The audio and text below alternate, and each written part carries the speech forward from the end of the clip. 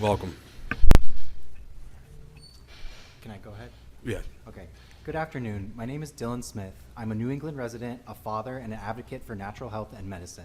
My wife grew up in Massachusetts, and we spend time here weekly and care about the state and the people that live in it. Before discovering whole leaf kratom powder, I dealt with a host of debilitating health issues.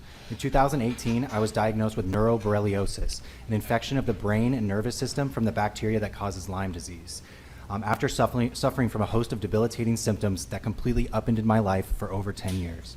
Before kratom and other natural herbs came into my life, my daily reality was crippling pain, fatigue, anxiety, depression, insomnia, and digestive distress. My condition became so severe that in 2018, I was hospitalized for over a month and shortly after, finally received a diagnosis. My health had declined to the point I was put on disability and for several years was unable to support myself.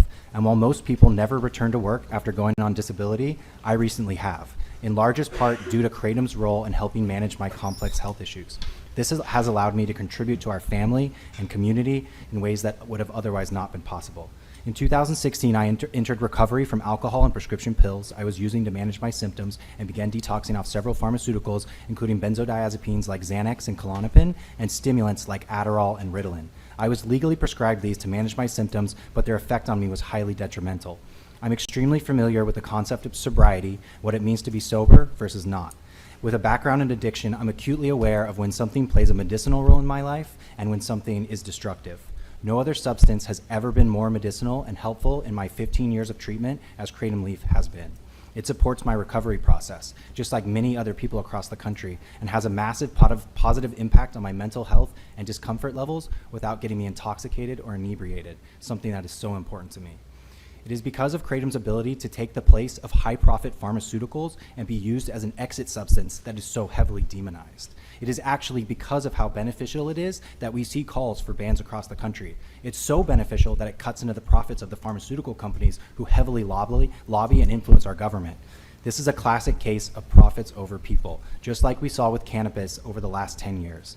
Massachusetts has already become a leader in the alternative and plant medicine space, allowing their people to choose what treatments and medicine work best for them, despite pushback from big pharma. Why now would we go in the opposite direction? It is in fact the same people who helped to create the opiate crisis who continue to profit off the dependency and addiction that they caused, who see kratom leaf as a threat to their revolving door of profit, pain management, and rehabilitation. They are the ones calling for these bans.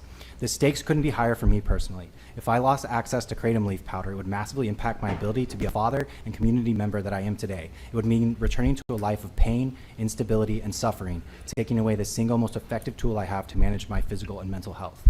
Revelation 22:2. In the midst of the street of it, and on either side of the river, was there the tree of life, which bare 12 manner of fruits and yielded her fruit every month. And the leaves of the tree were for the healing of the nations. This is the tree we're likely talking about. Thank you. Thank you for your testimony. Any questions? Seeing none.